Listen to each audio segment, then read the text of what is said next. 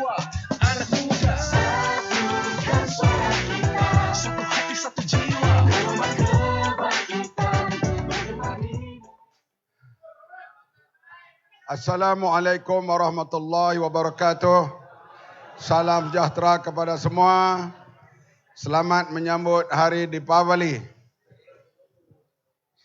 Semua pimpinan, Saudari Adli, Sani, Jini, mana lagi? Jamalia, Ku, YB kita, Kek. Saya tahu bapak dia Kek. Dan seluruh pimpinan Pakatan Harapan Keadilan Amanah DAP dan rakan-rakan kongsi kita dalam perjuangan badan-badan NGO dan seluruh para hadirin, saudara-saudari yang dihormati sekalian. Kita agak lama dalam politik, daripada berkawan dengan ayah, sekarang berkawan dengan anak. Dulu kita berkawan dengan Karpal Singh, sekarang berkawan dengan Govin, anak. Dulu kita berkawan dengan Lim Kit Siang, sekarang kita berkawan dengan Lim Guan Eng. Dulu kita berkawan dengan Kek King Hock, sekarang berkawan dengan anaknya. Itulah artinya kita dah terlibat agak lama dalam politik Malaysia. Alhamdulillah, kita nak menumbangkan pemerintahan Barisan Nasional bukan senang. Kita ambil masa sampai pilihan raya yang ke-14 baru kita dapat menukarkan pemerintahan daripada Barisan Nasional kepada Pakatan Harapan. Semua dah ulang cerita dah. Pakatan Harapan lepas dia beranak, tak lama dapat hidup segar, diganggu sana sini, terutama sekali sakit dalaman, iaitu orang-orang dalam kita yang meninggalkan kita. Sama ada daripada Bersatu atau Keadilan, daripada Azmin dan juga Mayudi Yassin meninggalkan kita dan kita pun jatuh pada tahun 2020. Kita tak perlu ulang lagi lah. Dah kita tahu dah cerita itu semua. Sekarang menjelang pilihan raya, alhamdulillah, Pakatan Harapan dapat bersatu bersama lagi dengan parti daripada Sabah, UPKO dan juga rakan daripada Muda. Kita ada kerjasama.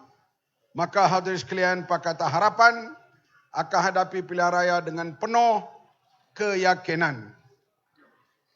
Hadirin sekalian, isu yang dibawa oleh rakan-rakan daripada dulu sampai sekarang, masalah besar di Malaysia ini ialah masalah rasuah dan ketirisan. Perkara ini perkara besar. Saya berada di pentas ceramah lama dah, bersama dengan Lim Guan Eng, Rapidi Ramli, bersama dengan Tony Phua, bersama dengan Dr. Jomo Sundram, yang memberi kepada kita penerangan-penerangan hal ketirisan di Malaysia ini. Saya antara percaya dengan tidak. Betulkah berlaku ketirisan begitu dahsyat? Sehinggalah 2018, bila kita dapat kuasa, maka kita bentuk jawatan kuasa yang diketuai oleh Tan Sri Amrin Buang. Bukan ketua ni orang DAP, bukan orang amanah, bukan orang keadilan. Dia adalah bekas ketua audit negara selama 8 tahun di bawah kerajaan Barisan Nasional. Bukan di bawah kerajaan kita. Dia bekerja mengikut kebolehannya, profesionalismnya.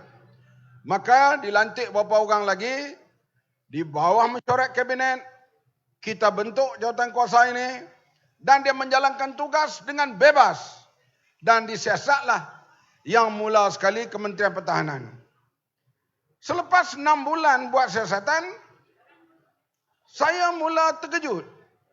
Rupanya yang kita duk ceramah selama ini yang disebut oleh pimpinan DAP, pimpinan keadilan, ataupun orang seperti Jomo mengatakan soal ketirisan, rupanya lebih besar daripada apa yang kita tahu.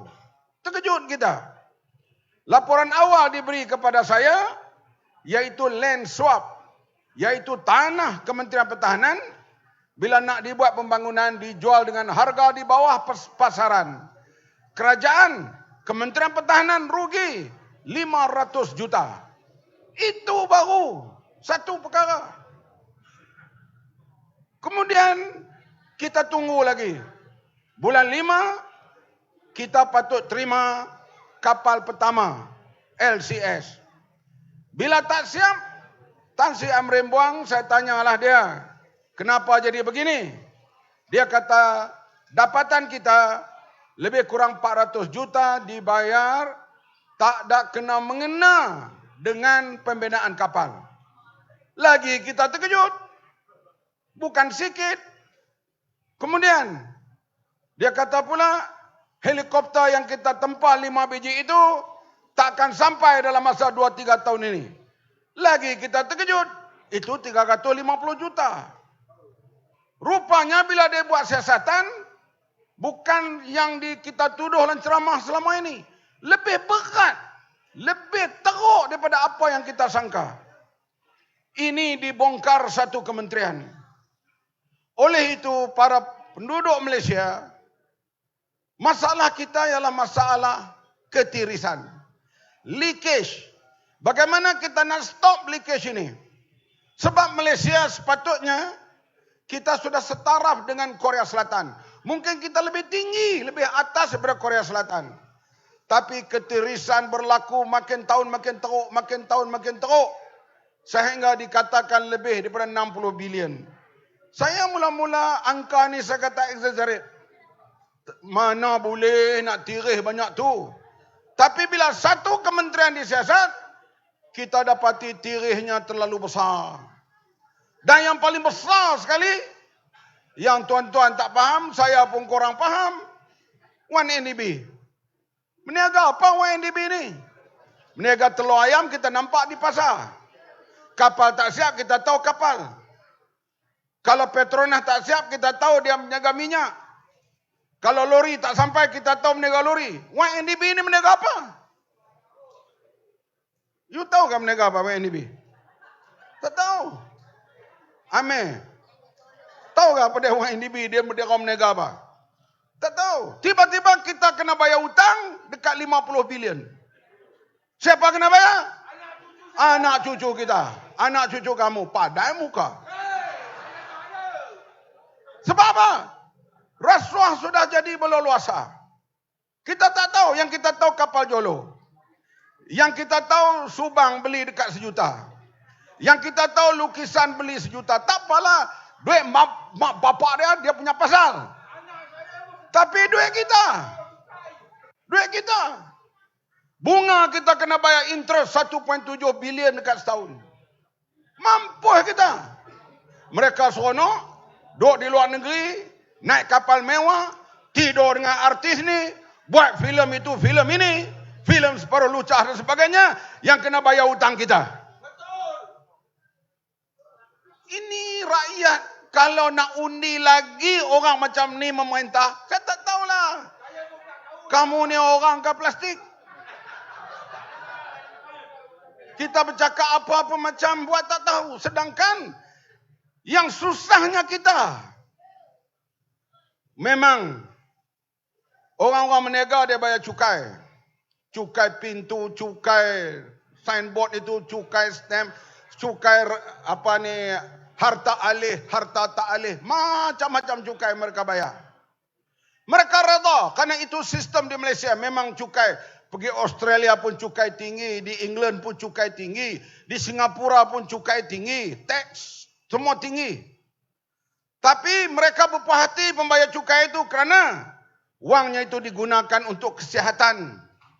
Wang itu digunakan untuk pelajaran. Wang itu digunakan untuk bantu orang miskin.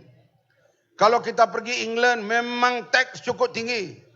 Tapi pelajar kita di sana kalau berkahwin, beranak, Masuk hospital, kalau boleh tak mau keluar hospital. Sebab ada subsidi lampin, ada subsidi susu. Sini masuk hospital beranak.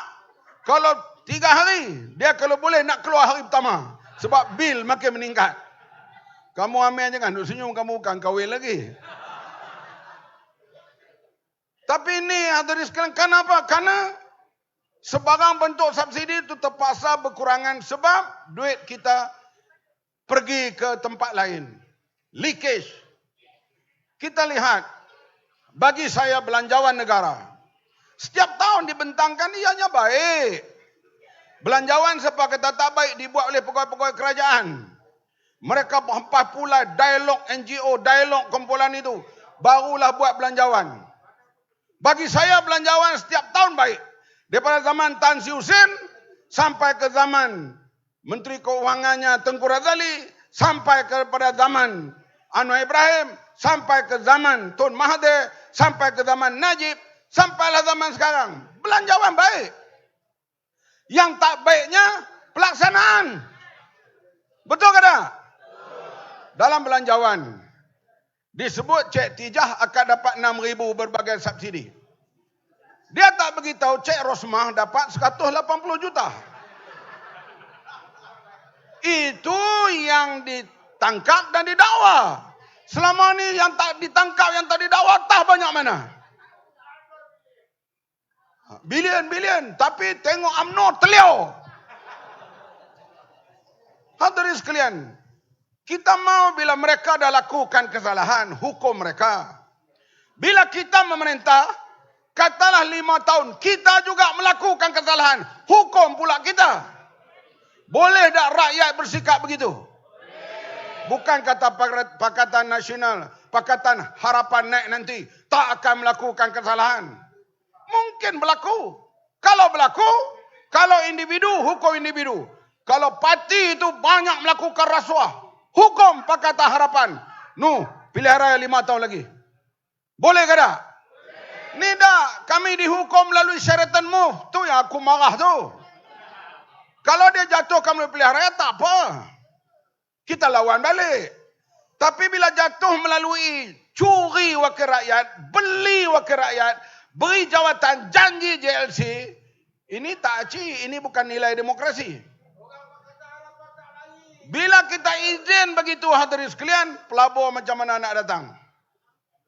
Bagaimana mereka nak lihat apa yang berlaku di Malaysia? Kita tengok isu YNDB. Kita tak didedahkan.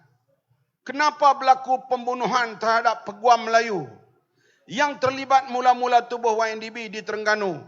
Tembak secara dekat. Lawyer. Kenapa berlaku pembunuhan terhadap pengarah bank? Pengarah bank. Bank apa tu? M-Bank. Kenapa Kevin Morris jumpa mayat dalam tong drum? Kenapa Atan Tuya dibunuh? Atan Tuya yang cantik itu dibunuh. Saya kata dulu, kalau kamu tak mau, mari kat Muhammad. Pergi bunuh buat apa? Orang cantik dari Mongolia datang sini, kau bubuh C4. Siapa yang bunuh? Polis. Kenapa polis bunuh? Tak ada penjelasan sampai hari ini. Why? Negara kita sudah jadi macam negara Amerika Selatan. Iaitu mafia sudah terlibat dalam kerja-kerja politik. Pendedahan white paper ke apa tak ada. Pembunuhan pegawai bank, pembunuhan lawyer, pembunuhan Tan Tuya. Dia begitu saja berlalu. Mana boleh hadirin sekalian. Dengan berlaku begitu, bagaimana pelabur-pelabur nak yakin dengan sistem di Malaysia ni? Bukanlah mahkamah yang menghukum dan sebagainya, tahu hilang. Tiba-tiba mati. C4 tu nak dapat di mana? Bolehkah orang macam Ku dapat C4? Boleh? Tak boleh. Ambil di mana? Kenapa digunakan C4? Kenapa bunuh Tan Tuya? Semua tak terjawab hadirin sekalian. Perkara inilah yang kita kena lihat. Bila negara kita rasuah sudah menjadi-jadi tadi, saya dengar syarahan Profesor Kamal Hassan. Dia jemput Hakim. Hakim ni, badan kerajaan, jemput saya. Hadir, saya ingat banyaklah wali hadir. Rupanya jemputan tu, di antaranya saya, kemudian ada lagi Johan Jaafar dan beberapa orang yang lain tadi. Dan dia bentang soal rasuah dan kemunafikan Melayu. Profesor Kamal Hassan, Melayu. Pensyarah UIA. Dan Profesor Emeritus, seorang pencapaian akademik yang begitu tinggi. Anugerah di peringkat antarabangsa. Beliau tulis buku soal rasuah dan kemunafikan Melayu. Kenapa? Di antaranya disebut, orang yang rasuah, mengamalkan rasuah, perrasuah, dilindungi melalui slogan Melayu Islam. Ini hadirin sekalian, satu perkara yang paling pelik. Tak apalah, dia rasuah, dia menyeleweng, dia makan duit, dia Melayu. Nanti kita tolak mereka kalau naik DAP, apa kita nak jadi? Kalau DAP perintah, sekarang keluar baliklah. Kalau DAP perintah, Raja dihapuskan, Jawi kurangkan peruntukan, pegawai kerajaan Melayu akan dikurangkan, Raja akan dibuang, Malaysia akan jadi negara komunis. Ini dia orang senaraikan sekarang ini. Tuan-tuan jangan anggap main-main. Perkara ini dimasukkan dalam otak orang Melayu hari-hari.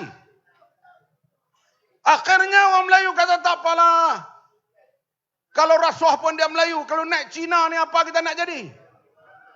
Pikiran macam ni masuklah otak orang kampung.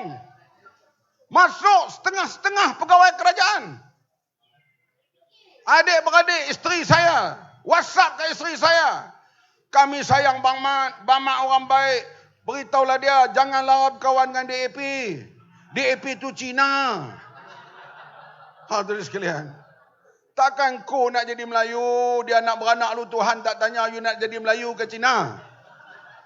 Tapi inilah dimainkan di Malaysia ini. Tambah pula satu parti lagi datang sekarang ni. Amoy. Dulu kami diajar. Laisa minna man da'a ila asabiyah. Bukan golongan kami, kata Nabi.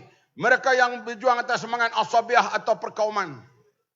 Asabiyah kita hafal ayat itu. Sekarang lain. Melayu kalau melakukan kesalahan, beragama Islam dia ada pintu taubat. Kalau orang bukan Melayu, bukan Islam, dia baik macam mana pun tak ada pintu taubat. Pintu taubat tak taubat, dia ingat dia tolong jaga. Perasaan ini dimasukkan dalam otak. Sebab itu hadirin sekalian, peratus orang Melayu menyokong kita masih lagi rendah. Kita terang, barulah meningkat sedikit. Tapi bila Zaid Hamidi umum dan dia tekan Mae Sabri. Mae Sabri ini kita tahulah duduk dalam MOU dengan kita. Kita dah bincang dengan dia, antaranya jadilah akta anti lompat. MA63 kita dah lulus dalam parlimen 2/3. Undi 18 tahun kita lulus sebelum itu lagi. Masa Pakatan Harapan memerintah. Mae Sabri teruskan itu semua. Termasuklah belanja masa COVID. Berapa bilion itu kita setuju. Beri bantuan sebanyak-banyak mungkin kepada peniaga-peniaga kecil. Peniaga kecil ini kebanyakannya orang Melayu. Berilah bantuan. Semua setuju, kita tanda tangan. Dan kita minta dia boleh, kalau boleh dia pun kata pilihan raya eloklah buat tahun depan. Iaitu bulan 3, bulan 4 itu buatlah. Dan dia pun kata okey. Tapi Zaid Hamidi, Presiden UMNO, dia tahu kesnya sedang dibicarakan. Kita masuk mahkamah berkali-kali, kita tahulah. Bila kes kita dipanggil call for defense, bila dipanggil call for defense, artinya kaki kita sebelah dah bersalah. Banyak saya kes yang masuk mahkamah, jarang dipanggil call for defense, melainkan kes saya SPR saman saya. Bercara sampai ke peringkat hakim mengatakan yang tertuduh saya lah, hendaklah membela diri. Saya tanyalah peguam kita, bela diri ni apa? Bila membela diri, kita chance 50-50. Sekarang Zahid Hamidi masuk dalam kategori membela diri. Kes pertama dia telah ditolak. Ni kes hak kedua ni. Apa yayasan apa? Yayasan Akal Budi yang tak ada akal. Yang ni yang dia bimbang. Sebab dia call for defense. Dijangka lebih kurang bulan 2, bulan 3 akan ada keputusan. Oleh itu dia tekan Maya Sabri buat pilihan raya segera. Maya Sabri tak mau. Tapi kalau kamu tak mau, dia presiden. Dia boleh pecat. Macam saya lah. Kalau Adri lawan saya boleh pengaruh jawatan kuasa yang lain untuk pecat Adli. Boleh tak? Boleh. Aku presiden. Kalau nak guna kuasa presiden lah. Jadi dia boleh pengaruh yang lain, pecat Maya Sabri. Maya Sabri hadirin sekalian, dia memang dia nak pilihan tahun depan, tapi tak boleh buat apa. Kita masuk hari parlimen, dia masuk tu hari bentang belanjawan tu saya nampak. Muka Maya Sabri jadi 4 segi. Kita nampak muka dia teruk lah. Sebab dia kita tahu, kepala dia telak digan di kepala dia. Supaya berubah parlimen. Dan cuba kita lihat biadabnya menteri-menteri ini. Kita perbuatan Dr. Mahathir memang kita kesal. Dia letak jawatan sebagai Perdana Menteri. Bila dia letak jawatan, kami menteri-menteri pun kena letak. Saya balik pada Vietnam, sampai Kuala Lumpur, dengar berita Mahathir nak letak jawatan. Saya pun dengan Datuk Seri Anwar, Kak Wazizah Lim Guan Eng pergi rumah Mahathir. Dalam pergi rumah itu, surat peletakan jawatan dia sedang berjalan pergi ke Istana Negara. Confirm dia letak, sampai di rumah kerajaan saya duduk, saya pun hantar kereta balik, hantar semua, aku bukan lagi menteri. Karena dia dah letak jawatan Perdana Menteri jadi ketua eksekutif. Sekarang ketua eksekutif ialah Maya Sabri. Dia hantar surat kepada Di-Pertua Agong. Tiba-tiba 12 orang menteri kabinet hantar surat lain kepada Di-Pertua Agong. Mereka biadab terhadap Perdana Menteri mereka. Pengkhianat ni dia kenat kita, dia kenat pula Maya Sabri. Sebab itu puak-puak pengkhianat ni jangan kita percaya. Sekali dia kenat, dia akan kenat terus. Kita dia kenat, Mahyudin Yassin Azmin, dia juga kenat Maya Sabri. Mana boleh 2 surat daripada kabinet kepada yang di-Pertuan Agong. Artinya 12 menteri kabinet, termasuk daripada PAS, 3 menteri daripada PAS, hantar kepada yang di-Pertuan Agong. Artinya mereka sudah pun buat undi tak percaya kepada Maya Sabri. Sepatutnya tukar Perdana Menteri pula. Kalau Maya Sabri tak mau bubar parlimen, Agong tak mau bubar parlimen, kemungkinan Perdana Menteri baru pula akan dilantik. Tak kala kita nak ikut Britain, Perdana Menteri 44 hari tukar. Sekarang naik Rishi Sunak. Saya harap lama lah sampai pilihan raya. Kalau tidak, hadirin sekalian bertukar begini, dasar Maya Sabri belum lagi berjalan, nak datang Perdana Menteri baru pula. Yang nak jadi Perdana Menteri jumpa kita berkali-kali. Bang Mat, tolonglah sokong kami kali ini. Saya nak jadi Perdana Menteri, kata dia. Dan jumpa Datuk Seri Anwar dan sebagainya. Kita kata enough is enough. Tak apalah kamu bubar, kita face election. Banjir pun nak buat macam mana kalau banjir? Kalau banjir, kita berenang pergi tempat mengundi. Boleh ke tak? Sebab kalau berlaku banjir, itulah kehendak Zahid Hamidi. Sebab mereka akan gunakan jentera kerajaan untuk mengangkut penyokong-penyokong mereka. Yang bukan menyokong mereka sebab mereka dah ada senarai putih. Keluar senarai putih menyokong mereka, mereka akan menang. Tapi kalau senarai putih mereka keluar, penyokong kita semua keluar mengundi, mereka tak boleh menang pilihan raya akan datang. Hadirin sekalian, saya merayu sungguh dalam umur yang dah nak pergi ke veteran lah, masuk veteran lah. Saya merayu pada anak muda selamatkan negara ini. Jangan lagi penerusan bocor ni. Tuan-tuan tak sedih ke? Bila Rosmah minta 180 juta.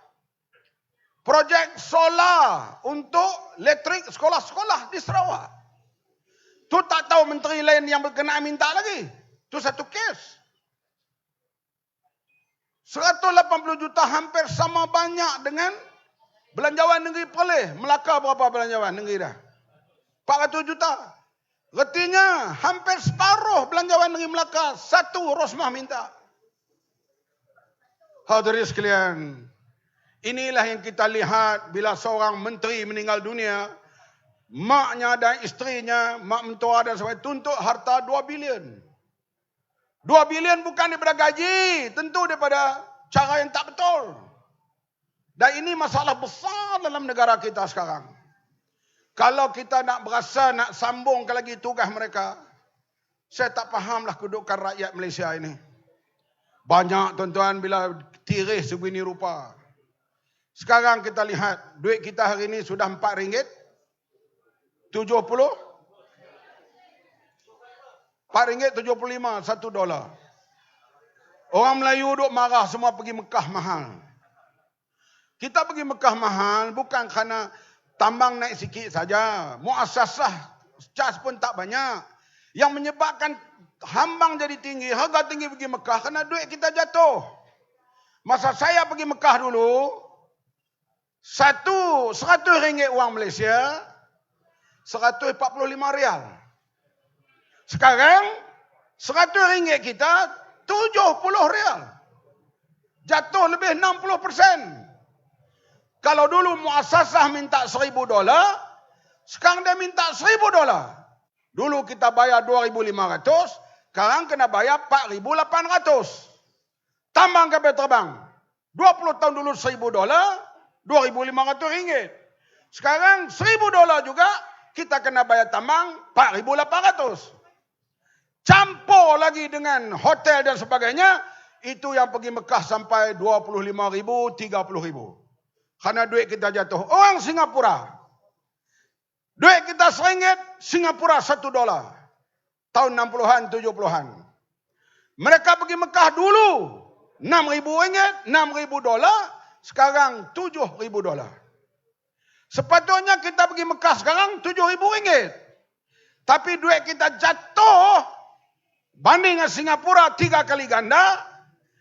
$1 RM3.20 sekarang. 20 tahun dulu $1 RM1. Mereka pergi Mekah $7,000. Sepatutnya kita pergi Mekah RM7,000. Faham ke tak ni? Takkan sampai Bali mikrofon baru nak faham. Ada ini antara sekalian masalahnya, ringgit kita jatuh dengan sebegitu rupa.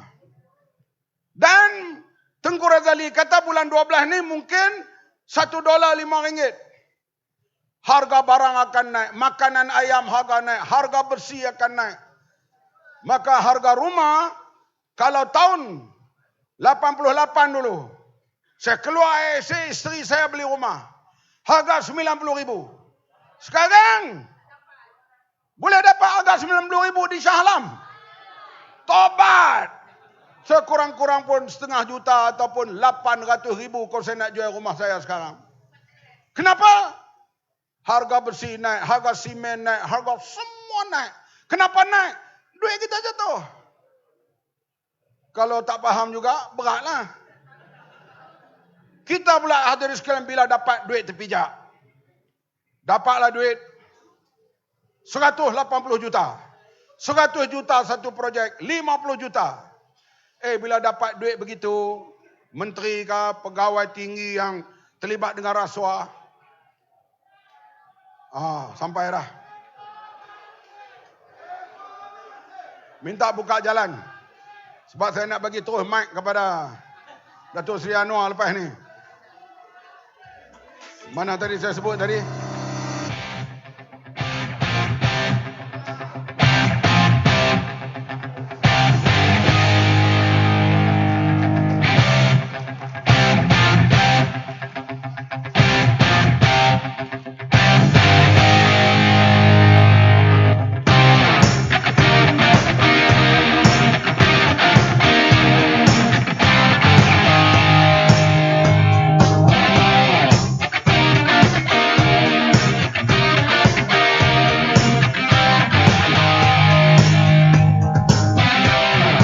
Okey, terima kasih. Duduk semua.